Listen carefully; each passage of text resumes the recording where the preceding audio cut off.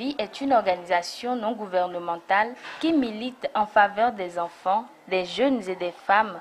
pour la promotion et la protection de leurs droits. Agissant pour vaincre la pauvreté, elle a développé et a participé à la mise en place des initiatives d'alphabétisation et de l'éducation des adultes. Plusieurs partenaires accompagnent Autre Vie dans ces initiatives. Nous ne pouvons pas prétendre réduire la pauvreté sans tenir compte de l'aspect lié à l'alphabétisation.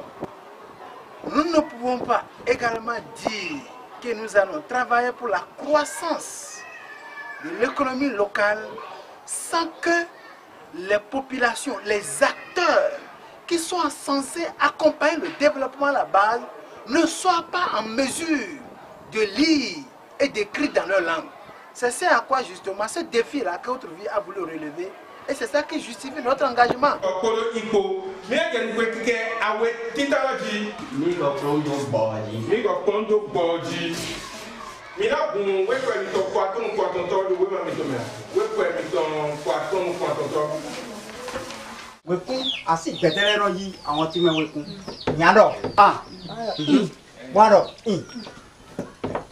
Abi? Yaro?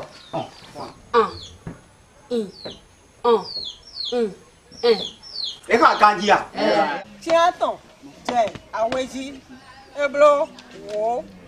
Nakan Volo, Wona Hen, Dopo de Uhen, Nazewazero, and Neoji. Zero and Neoji, and I know a ton low and I did, and Nenefiaji, Benado, Chien. Nous connaissons à ton, jet banton nous connaissons, et blo, carton qu'on nous connaît. Mais l'éducation au niveau des adultes analphabètes, ceux qui n'ont pas la chance d'aller à l'école formelle, d'aller à l'école française, l'école formelle, mais qui ont besoin de savoir lire, d'écrire, de calculer dans leur langue pour la promotion de leurs activités qui leur donnent à manger. Donc l'alphabétisation est un instrument de développement. Et qui dit développement de l'homme, qui est appelé à contribuer au développement de sa nation. C'est pourquoi l'alphabétisation est une arme de développement qu'il faut entretenir.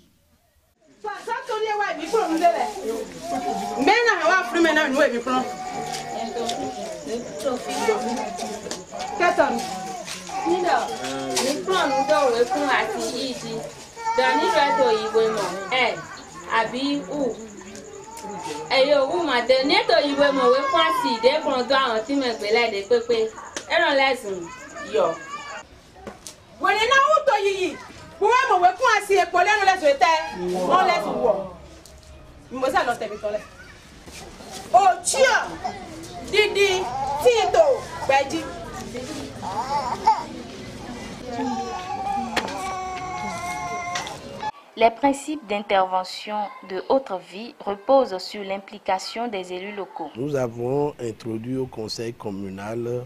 l'élaboration de syllabaires, ce que le conseil communal a adopté avec mon conseiller technique à l'alphabétisation, M. Jean Mévieillon. Donc nous nous sommes lancés dedans et les deux tomes, le tome 1, tome 2, et ces deux tomes ont déjà été élaborés, soumis à l'appréciation au niveau national, ce qui a été adopté. Et présentement, nous avons fini les guides du maître et même le calculaire. La mairie a toujours souhaité faire la gratuité pour pouvoir faire la campagne, l'élargissement de l'apprentissage de cette langue dans les zones concernées. J'ai reçu un courrier de la fois dernière d'un jeune de l'arrondissement de Kouédomé et qui m'a écrit uniquement en notre langue. J'ai été sidéré, très content. Et c'est ça qui m'a d'ailleurs motivé à dire au maître alphabétiseur que je vais donner de cahiers à tout le monde, à tous ceux qui font ce cours-là,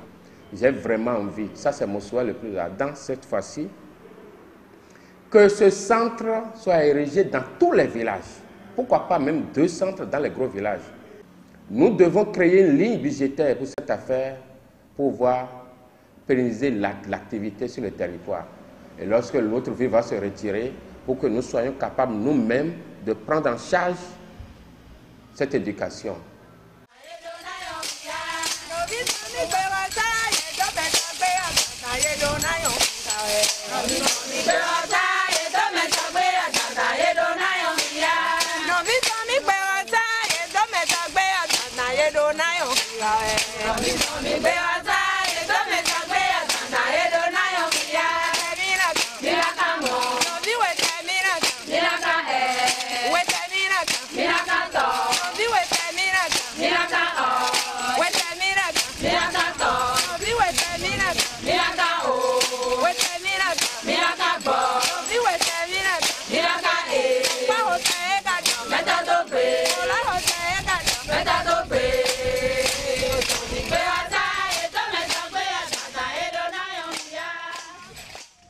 Les initiatives de Autre Vie ont impacté les populations qui se sont exprimées.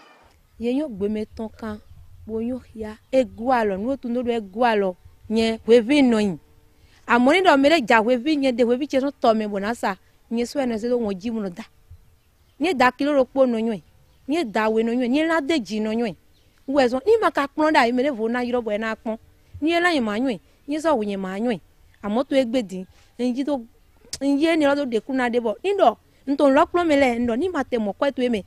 nuko ide nko moto eme to vivi na mi ga akwelo din do mi wa zenu pipon si afo loro te eyona yonu sunu bo yemo ale susu deme mi ma gando ale lole bisese do yonu de letin be no mo kwe ye ma ka no yon de na zangbon din de wa de nu pon hosawa ye yon akon talent ye yon mo si nuwa ye kale yon o ye du ale o ye du a ho ye yon le bisese blodin ye yon du ume de no te ye yon dezeme du te ye yon jeji sin du te ye yon donu du te ye yon nu de tin bona se gan jamele ye yon bisese blo donc nu dagbe tawen nja wa so na mede bo ma se français plo ganji do mai we so po no kando ogbeche me bo ni se hla me yiro no a ogbe nu jo won e bo me lo e kan owe hla mi no da wa na toyon si gbere po e fan ki mi ye me ho ma do pe go do ewe o me we ye ndo gbe se ble fo sin gbe lo e mi to gbo sin gbere se jira na mi gbe ma do budo mi we lo na ye ni yanu kan lo gbe lo me ye ngo do fo na le ngo jan fan to ma se to ye ne lo go me susu do godo fa o hen sin le pon lo go gan lai ka me fan gbegbe na lo e le pon kan mo go aflin owe pin plan ya mi ni jo ne do mo te do we lo go e na yi mi si jan ne mi no dia logona alogona mi obio oganda hoy eni golo na mi na bi eteri do hide mi na plonu de ye ni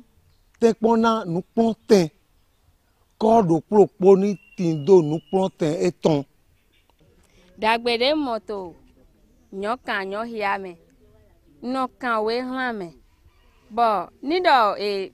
me iro kamiton nsoro bai nde yo vono yo message vono bai se do me bo to egbedi ni voya misa bo ye na we tare bodo me moni humbo hia vono chite bo vono hia pataki